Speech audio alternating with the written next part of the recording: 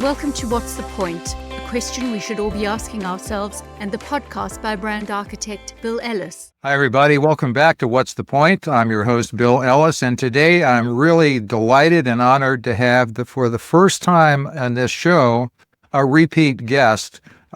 Jeff West is my guest today, and he was my guest on episode 73. I urge you to go check that one out, because I'm sure we're going to have some things that we didn't talk about then, and some things there were really powerful. Jeff is an author and a co-author primarily of parables, business-related parables. We'll get into a lot more of that here in just a minute. But his books have won multiple awards. Every book he's published has won awards, so that'll give you a hint as to the substance of them. Prior to focusing on being an author, Jeff was a very successful sales and leadership individual, crossing many different businesses and industries.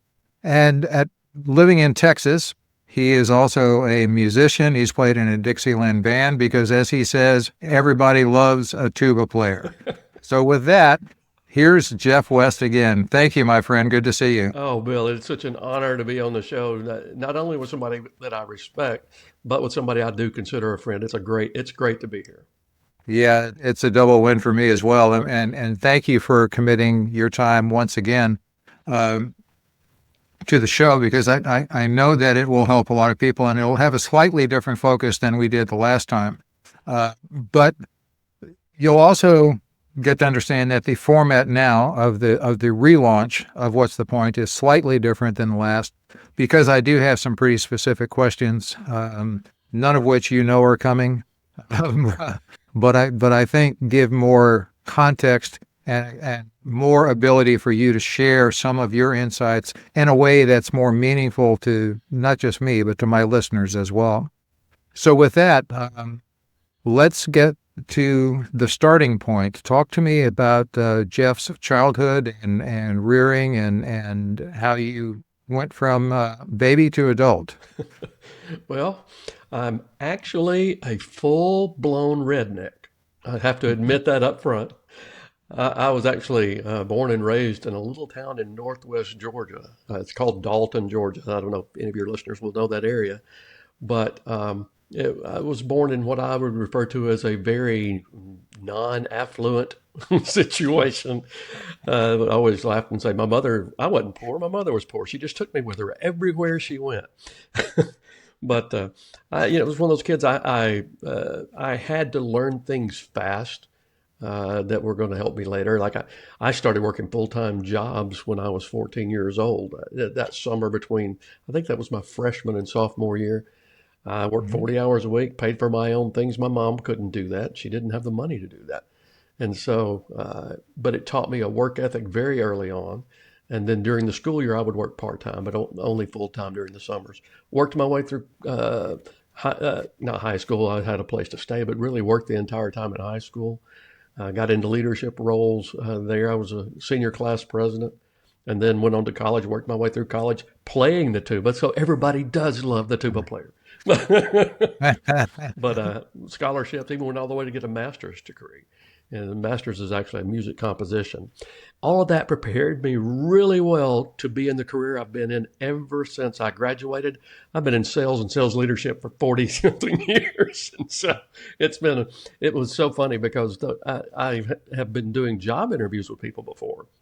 And I'll tell them, I'll be asking them about their degree, and probably 80% of us out there, we have degrees, but we didn't use those degrees. But it did prepare me. I was, I guess, goal driven. I could stick to it till I finished something, and so that's really the experience any job that I needed was going to want from me anyway. So. Well, a couple of key points there. The stick-to-itiveness that you have is certainly an attribute that I think we can all embrace, or maybe should embrace if we don't. But the other really key point here is, and I want the listeners to really embrace this, whatever your degree's in doesn't limit what you're doing. Whatever our degree's in, my degree was in finance, and I worked for finance long enough to be asked to leave. Fortunately, it was not because of. It was because of a personal situation. I ended up marrying one of my coworkers, and they frowned on that. But the point is, learning is essential. Right. And whatever we learn, we're going to find a way to apply it. And that's exactly what you've done. And I so love that you've shared that. So your sales career, again, was long, and it was really bolstered by your leadership skills. You were successful even prior to the launch of the Aflac duck. That's true. You were successful in the Aflac world prior to the duck. Talk to us a little bit, Jeff, about your experience, in particular in insurance, but in your general sales and leadership roles. Okay. Well, in my career, I started off in musical instrument sales, so it was somewhat related to my degree. And then I left that because the hours were horrible during the school year, and I wanted to spend more time with I had one daughter at that time. I wanted to spend more time with her and my wife. Went into the industrial uniform arena. That was a great experience as well. But the whole thing with the industrial uniform experience, it moved me to Texas on a job promotion. That company got bought out, and then I began my career with Aflac. And it was what we referred to that as BD, Aflac before Duck. It was a very similar sales style to what I'd had in the uniform industry. And I would contact companies to get involved in a program that sometimes the company was paying for, sometimes they weren't. And so it was a very natural fit. And I wasn't afraid to go out and make a lot of calls. I learned something very early on in my sales career. My first sales manager, a gentleman named Jack Amberson, gave me a book called How I Raised Myself from Failure to Success in Selling. It's by Frank Betcher. And it taught me how to figure out how much I was really making per call. So I didn't mind going out and making calls because in my mind, I was making money every time I opened a door. So it wasn't a big deal to me. And so that went on. Then when the Aflac Duck came out, before that, I was successful. I was making good money with the company, but in January 1st of 2000, actually, is when the Aflac Duck commercials came out, and our name recognition went from 14% to 94% in like 3 months. And what they did, Bill, you'll appreciate this. For those in your audience that are too young to remember, when we were going from 1999 to 2000, everybody was worried that all the computers were going to crash, and they were calling it the Y2K thing. Well, what Aflac did that day, which was absolutely brilliant by the CEO, a man named Dan Amos, he made the choice.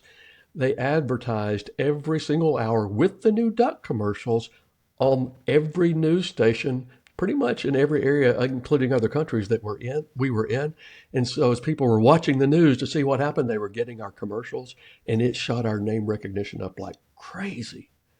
And so I was a district manager for about, I guess it was 8 years. Then I was a regional manager for 2. And then I did my last 10 years as being a state sales coordinator. And in most states, it made perfect sense because there was one. In Texas, we're kind of a large state. Plus, we were Texas now. Even then, I've left that industry when I started writing 10 years ago. But the state of Texas was doing more than Aflac did as a company when my first year I started. So the growth was there. But it was a wonderful career. I learned so many great things. That's a pretty powerful metric there. The growth of Aflac from total growth to being exceeded in just one state, as big as it is. And you live in Texas now. You live on a ranch, yes? I do. I residence is on a ranch out in the middle of nowhere. But because when I'm doing a show like yours, I'll come into an office I have in Spring, Texas, which is a suburb of Houston, because otherwise I would say it, the squirrels would fax it up to the satellite would send it back down to you, and then there'd be a little bit of a delay. Just a bit. And who knows how well the squirrels interpret and relay. They may not be communications experts. At least the ones I have around here aren't. A sidebar, at one point, squirrels ate through all of the wiring in New York and shut down the stock exchange. Wow. Not the New York Stock Exchange, the other one, but little tidbit that no one cares about, but I found fascinating. So as a salesperson, in your sales and leadership role. Um, After so many years, what was your tipping point to shift careers and to what emboldened you to move from a very successful sales and leadership career into being an author? Well, that's a great question. Thank This you. was this was the year 2013, the fourth quarter of 2013. I had been working on a book. I would write coaching emails to go out to my management team anyway, and each Okay. time they would go out on every Monday, and it would have a little story, and then I would teach a lesson after I told the story. Typical pattern that we experience, and I'd really just love to write. And I was at a point in my career where two things were going on. Number one, I could afford to retire. I was okay to leave that career and go do something else, even if it wasn't successful. Mhm. But the second thing that was happening is I knew that the company was making a decision that people like me, who I was self-employed my entire career with Aflac, even as a state manager, I was not an employee of the company, and they were going to make the position I was in employees. And they were going to make it a different relationship. And just between us and your listeners, I'm much better at shaving the boss's face than I am kissing the boss's foot. So I knew that probably wasn't going to be the best fit for me. So Okay. I had written the book, and I was excited about it. So Yeah, and that book was The Unexpected Tour Guide, correct? correct.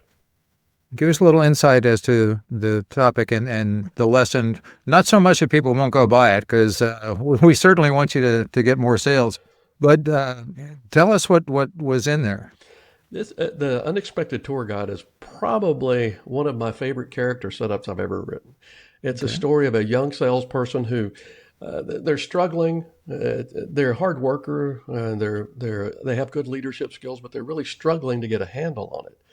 And that he meets a homeless man, and the relationship between the two totally changes his career direction. Uh, I almost named it The Unexpected Mentor, but because of the way I crafted the story, tour guide was really more appropriate. And I write in some great sales training from A to Z, really, for a new salesperson.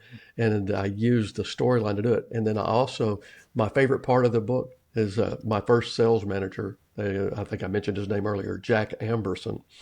He actually gave me permission to use his name in the book. And I was going to write his character into the story anyway.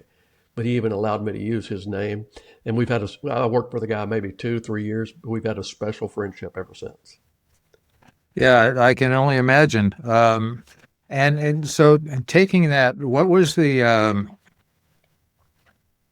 connecting point? Your connections? Did you make this decision to transition on your own? Did you seek input from your inner circle or from quote unquote experts in career, or how did the shift take? Was it just something that you said, I'm brave enough to do it and I can, so I'm going to give it a shot? It was kind of a combination of three things, probably. First, exactly what you said. I was brave enough to do it. I was in a financial position that I could take a chance. I was brave enough to do it and go forward with it. The other thing is our mutual friend, Bob Burg.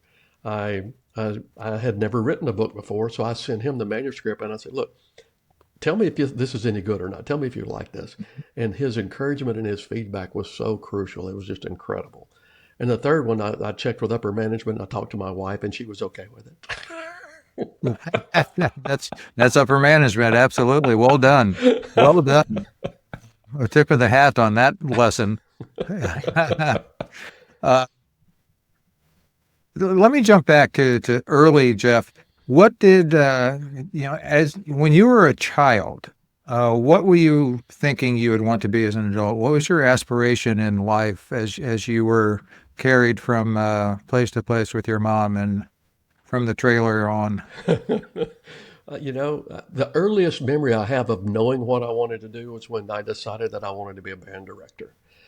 Okay. I had uh, I had been one of those kids there was a lot of trauma in my childhood, and I won't go through it all there, but relatives dying unexpectedly and that kind of thing. We lost my father when I was young, And so there was a lot of trauma in there.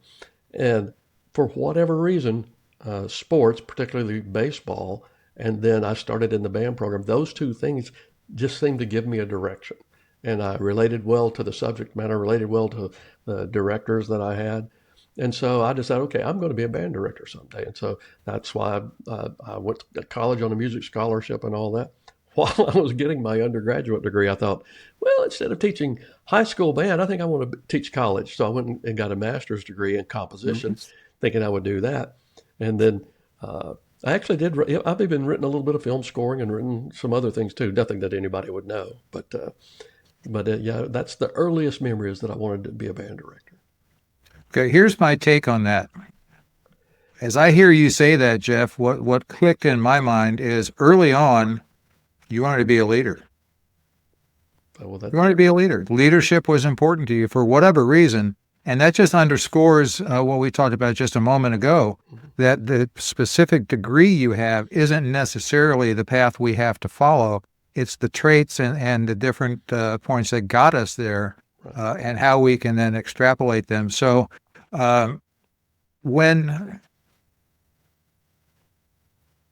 as you progress through your various careers, were there points that, were there times when you said, what I'm doing is pointless and I want to do something more purposeful?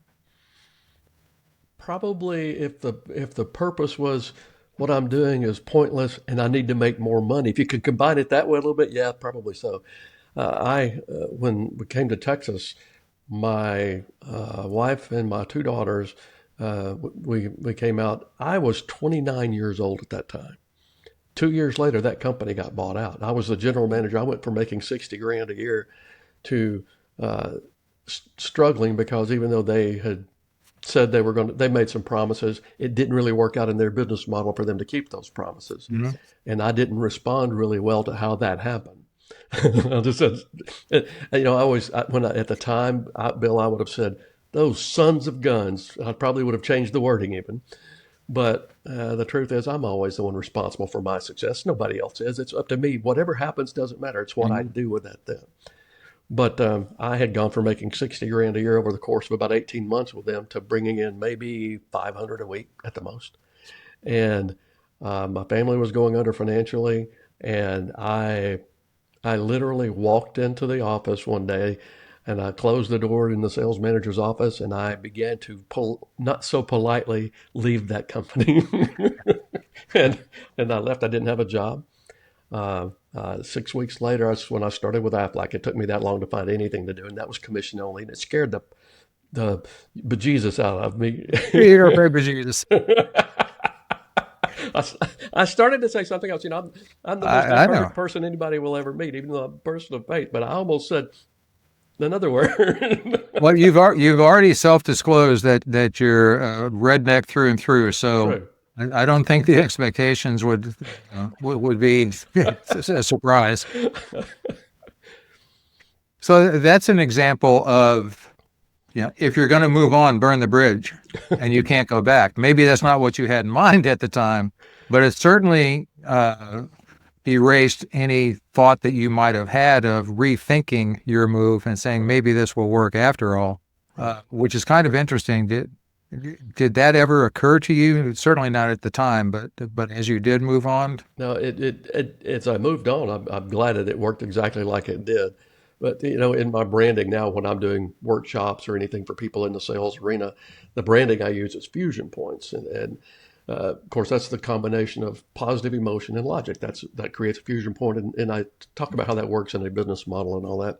But that opposite direction is a collision point. When you have a huge negative emotional response that you're adding to logic, it creates a lot of stuff inside you that's tough. And it's quite frankly, it's what causes a lot of counselors to have plenty of people to talk to, quite frankly.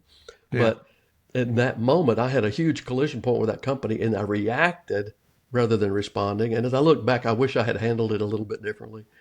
I would have still left, but it was a learning experience that I haven't repeated in 30 years, I guess.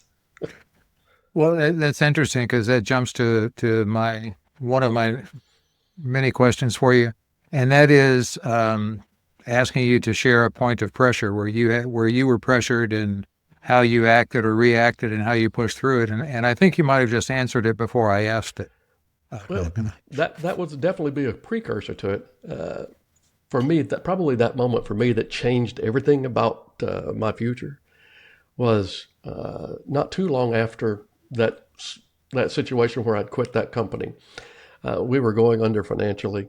I literally had been advised to go bankrupt by an attorney, and I didn't do it for two reasons. Number one, I owed the debts. I felt a responsibility to take care of that. But number two, he wanted $1,200 to file the papers. I didn't have $1,200. You didn't have it. I was too broke to go bankrupt. But we had moved out of a nice middle-class neighborhood. My kids were 9 and 5 years old at the time. And it was just kind of one of those leave it to beaver kind of things. And we had to move out of that neighborhood into a mobile home that the floor was literally falling out in places. And I remember a particular day there where we had left some things in the garage of the other house because the owner had said, look, you can leave some things there until we sell it, and then we'll make sure the realtor lets you know so you can get the rest of your things out, because we didn't have room for it. And the realtor couldn't get in touch with us, sold the house, the things were given away, and my daughter's bicycles were given away. And when you've got to tell a kid that young that their bicycles have been given away, and as a dad, you can't afford to go buy them anything, that for me was the equivalent of any kind of emotional rock bottom that anybody has to experience. And I remember being out on it. I don't remember what the month was, but it was a cool day in North Texas, which I think we get those 2 cool days in January, but I wouldn't swear to it.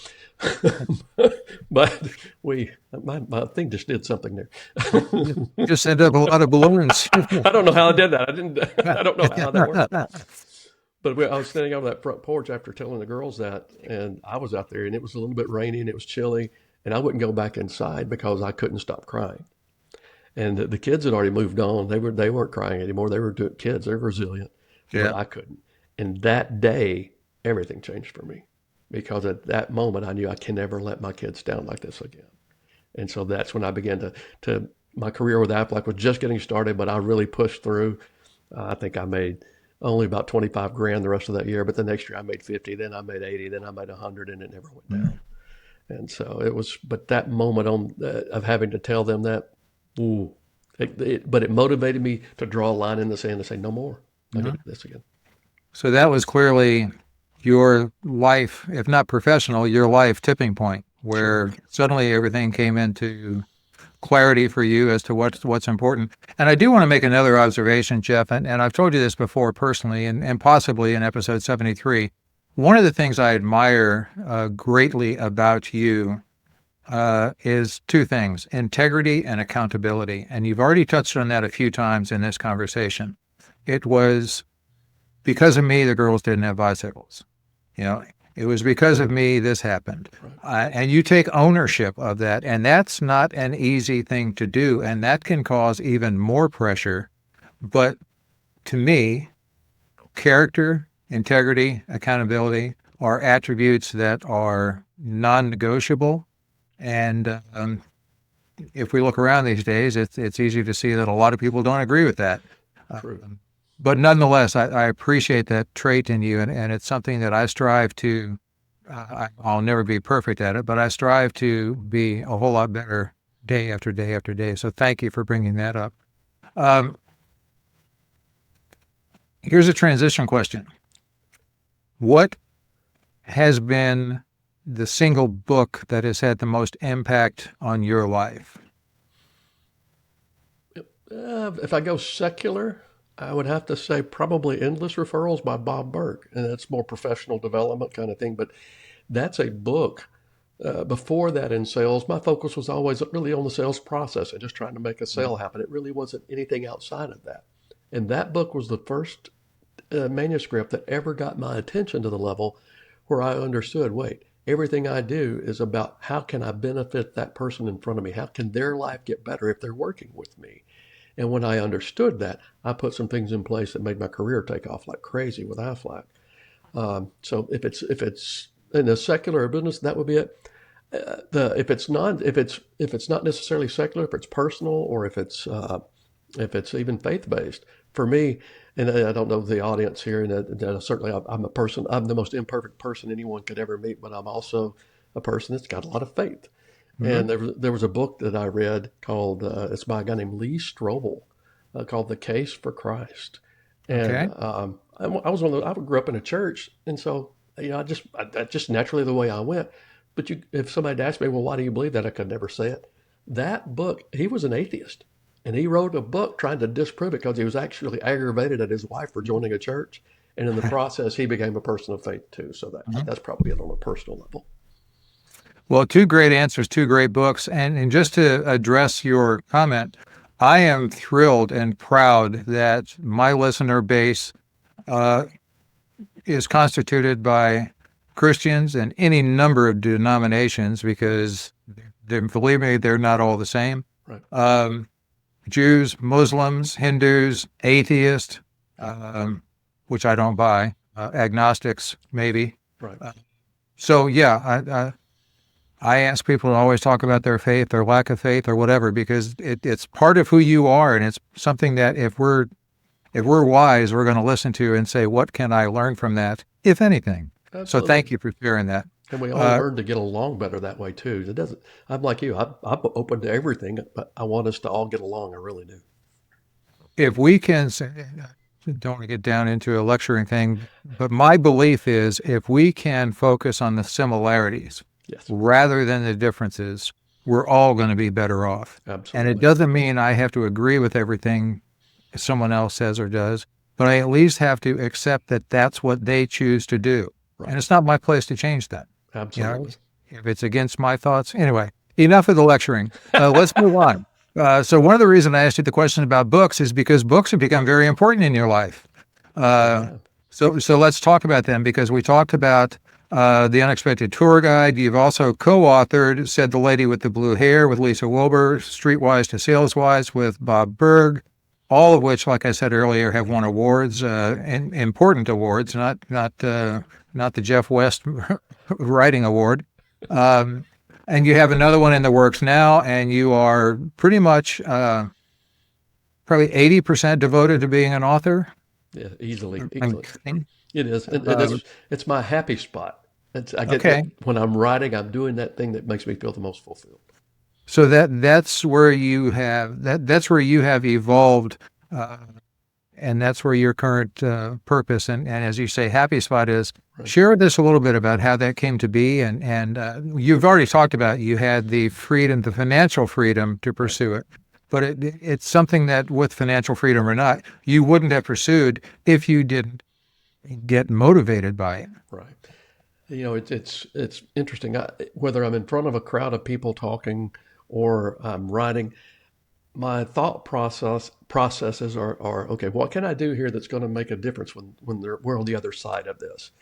And that's kind of evolved in my writing career as well. It started off as I was just writing books on my own.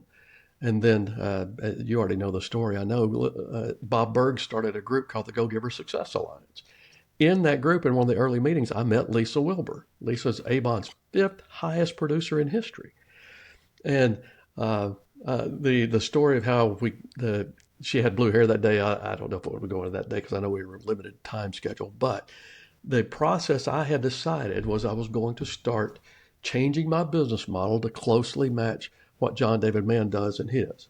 Because John, as you well know, he co-authors a lot of books with people, and it's a business model where they work together, and then there's a financial benefit to both. And so I decided I was going to do that, and Lisa was the first person I approached with it. And it was one of those lightning strike moments. She's got a huge following in the world she is in with Avon and YouTube and all this other stuff. And so, and the partnership itself worked well. We laughed because we even did a live show for 2 years. Every Thursday night we were doing live shows, and the following grew. But that launched me somewhat to a higher level. And then as that was already coming out and the book had been released, Bob Burg and I've been friends now for 20 plus years. And we're often discussing sales things back and forth. And he had sent me a question about something he was going to put on LinkedIn. Wanted to know my thoughts about how he had worded it. But the last thing he put in his email, he says, oh, by the way, save this, because when you and I do our parable, this will be good information for us to have. Now, we hadn't discussed doing a parable at that point at all. And so I I answered his question and then I sent it back and I said, "Oh, and by the way, if you're serious, oh yeah, we're doing this." Mhm. And so Streetwise to Saleswise grew out of that from some material Bob had on becoming objection proof and some things that I teach. And it was so much fun. And but that launched me to a higher level as well. Mhm. And started taking John David Mann's class with you, the Writing Mastery Mentorship class. And that's actually elevated my writing skill in such a way that it's like writing's like anything else. Yes, there's a great deal of creativity to it, but there's a whole lot of I need to learn this, learn how to get good at it, push through, get better, keep getting better. I will always celebrate progress over perfection every day, and so just keep getting through it and do that. But with that class, my writing's gotten better, and with this one that's will be coming out next year with Bill Cates. So the stories that my favorite part of all of these are the stories. I want to write the fiction that's so good that people would read the book even if they didn't learn anything, Yeah. and that's just my goal. And but with this one, I set the entire story in one day, and it's a parable on financial management and how to think differently about money, and then how to apply things to do better. And I set the entire thing in the middle of a bank robbery. The very first line of the book is, "All right, everybody on the floor." And I go from there. I try to grab the reader by the throat on the very first, very first sentence. Yeah. So it's going to be good, I think. I'm sure it is based on your existing work and based on what I know we've learned and you continue to learn in John David Mann's writing course, which I'm going to put in the show notes, people, because you should probably check this out if you have any interest in being a writer, either professionally or just because you like to write. It's a brilliant course. But what you just described, Jeff, is how different connections can come together to achieve something that you couldn't do alone. Right. So Lisa, who's also a past guest on the podcast, if you want to look up Lisa Wilber, her story is so powerful and she is so funny, but so many lessons in there. So you've partnered with people that might have good ideas, and I don't mean this disrespectfully, but they don't have the writing skills. Right. And what they do is, and this is me observing your process and your output, you can relate to the topics and you have your experience in those topics, but you also have a very keen ability to marry those together literally in a story that resonates. And so people that don't know how to that aren't that accomplished as writers, and that's not a bad thing. All of us have skills we're not good at. So you partnering with them is what you said earlier, a win-win. And I'm going to say this, it's a win-win-win because it's a win for you, it's a win for your co-author, and it's a win for everyone that reads your books. Well, it's a joy to do. And like this one I'm doing now, my co-author, Bill Cates, he's amazingly brilliant.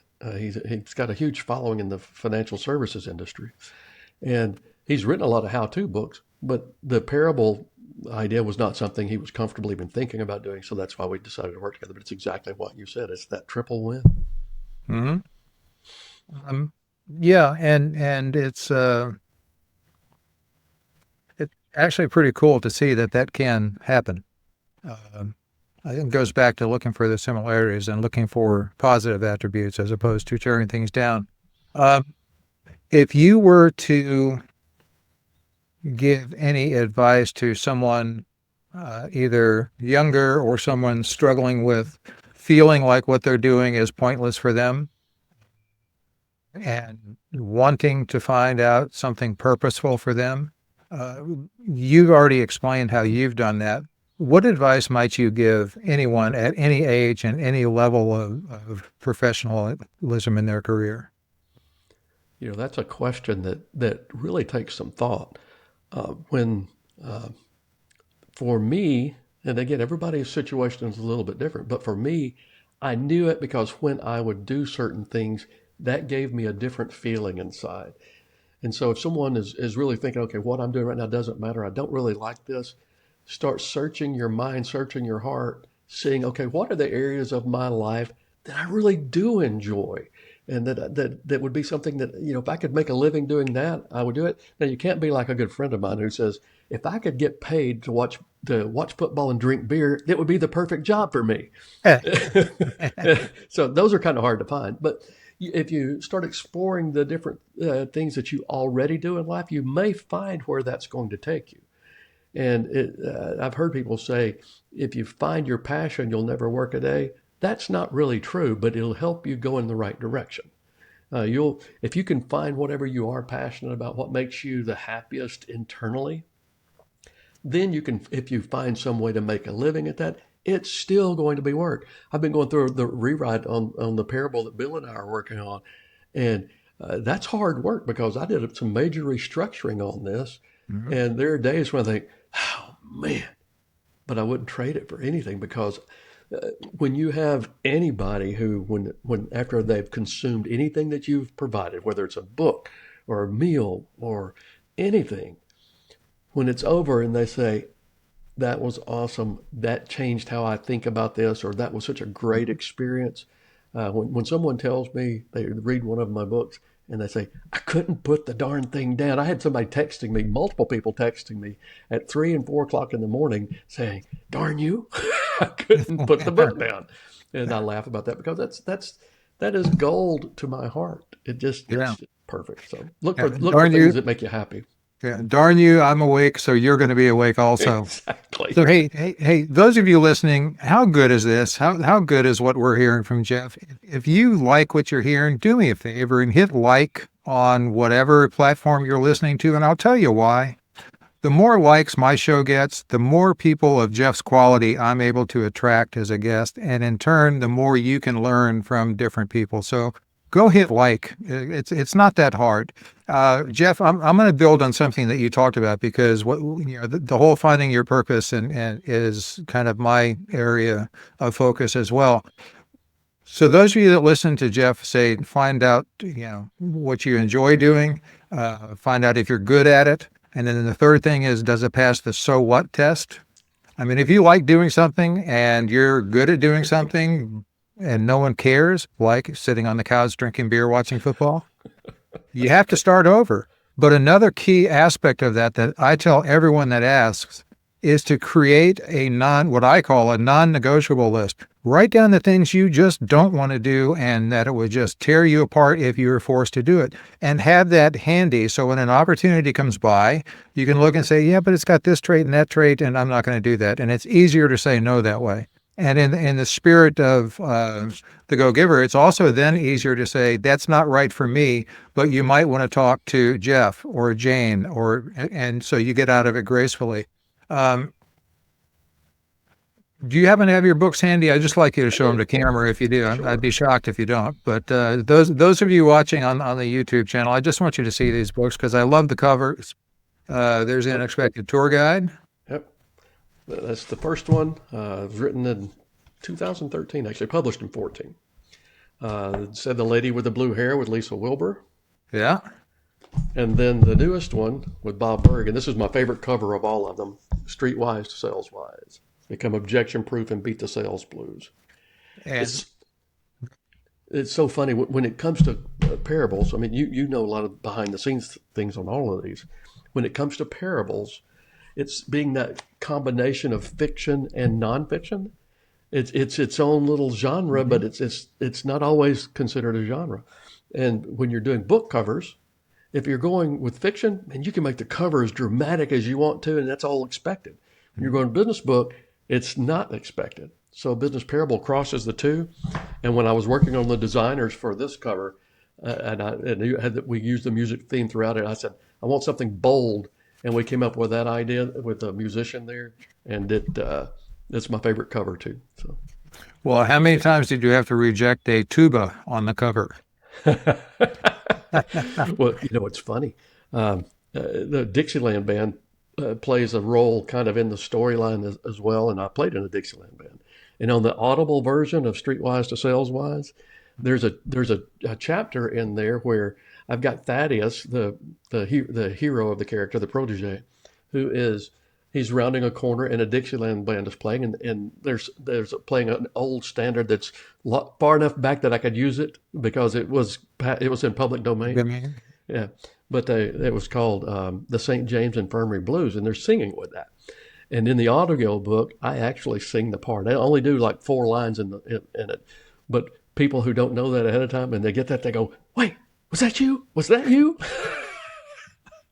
That's brilliant. So shortly after having read that book, I went to New Orleans, which is my hometown, by the way, and was there with people that had never been. So we spent a lot of time in the quarter and turning corners and seeing, different people, playing at different qualities, and expect the unexpected when you're in New Orleans, in particular when it comes to music. I'll share this just real quickly because it's talk about opening your mind to look for similarities.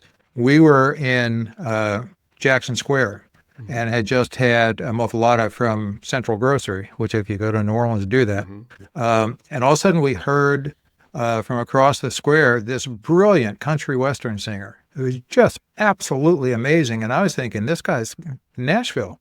So as we walked past, it was a young, shirtless black man, which is the last image I would have expected. With what the talent was amazing. It just, why not? Why not? He's brilliant. Well, one of the things in New Orleans that inspired the storyline was Streetwise. My wife and I were having dinner on the balcony of a restaurant right there in front of Fred J. Cassery Park. And we were about to leave, and the waitress said, "Oh, you guys are in for a treat." And she pointed down to the street, and it was a young busker that was getting ready to sing. She was setting up her equipment. And we sat there another hour, had a couple of glasses of wine, and just watched and listened to this girl. And I looked at my wife after it was over and said, the entire story arc we didn't have a title then, but for what became Streetwise to Saleswise just came to me as we sat there. Because I was open to what was happening around me.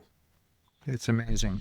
Well, Jeff, I want to thank you for your time, and I want to respect your time. There's so much more we could have talked about. You talked about your sales and leadership work that you still do, both as a speaker and doing workshops and such. So people that are interested in that, check out Jeff's website, www.fusionpoints.com. Reach out to Jeff, and if you think that he and his services can be of help to you. Also, check out just jeffcwest.com. And again, all of this information, along with all of his social media stuff, is going to be in the show notes. And while you're at it, check out billellis.com, which is my newest website. After 15 plus years, I was finally able to acquire that URL. So check that out too. You might see something of interest. Jeff, we've talked a lot about different points, starting points, tipping points, pressure points. But I'm going to end the show the way I always ended the show in the past. And that is, in any aspect that you care to answer it, what's the point? The point for me is being the kind of person that if I'm in the room or I leave the room, both ways it's better. But if I'm in the room, I want people to have a good time. I want them to laugh. I want them to enjoy it. When I leave the room, I want them to be glad that they had a good time while I was there.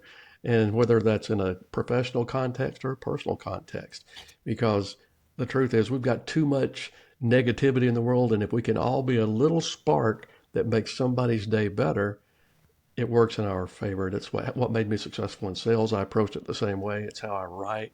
So that to me, that's the point. So. Brilliant. I appreciate very much that answer and agree with you as high a percentage point as people will accept from 100% more. So again, thank you for your time. Thank you for sharing all of your insights. And people go buy his books and check out his Fusion Point site. And Jeff, thank you again. My pleasure, brother. Thank you so much for having me on. It was an honor. Oh, it's my pleasure. Thanks. Thanks for tuning in. And if you like what you've heard, please subscribe so you don't miss an episode. We can promise there is value to be gained in every one. Taking a second to rate, review, and share the show helps make us more discoverable and enables others to find out what's the point. If you'd like to learn more about Bill Ellis and his services, please visit his website, billellis.com. See you next time.